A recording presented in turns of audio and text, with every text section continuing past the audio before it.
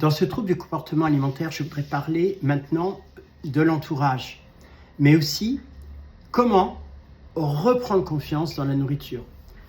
C'est un effort permanent puisque 9 fois sur 10, lorsque on me demande de manger, je n'ai pas faim, je n'arrive pas à finir une assiette correctement.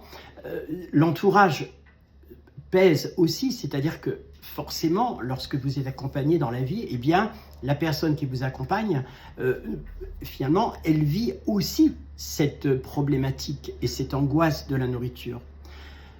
Alors moi, j'ai trouvé une solution. Comme je l'ai dit, me faire accompagner, c'est évident. Et la deuxième solution, c'est de pouvoir en parler à la personne qui partage mon existence pour lui faire comprendre qu'il n'a pas apporté cette violence liée à la nourriture, mais simplement à me soutenir pour faire le chemin de la compréhension que la nourriture n'est pas mon ennemi, mais elle est mon ami.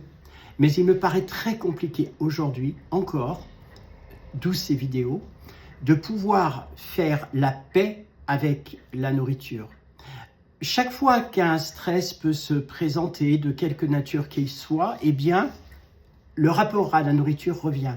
Et toutes ces phrases reviennent dans la culpabilité. Sauf que la culpabilité, j'ai compris qu'elle ne venait pas de moi, mais qu'elle venait de l'extérieur. Aussi, j'aimerais vous dire à toutes et à tous, si vous souffrez de ce problème de la nourriture, ce trouble du comportement alimentaire, faites-vous aider au maximum. Essayez de comprendre l'origine de ce trouble et les professionnels vous aideront au maximum. Et faisons tous la paix avec la nourriture. C'est en tout cas mon objectif à venir. Merci pour m'avoir écouté. À très bientôt pour un autre sujet. Au revoir.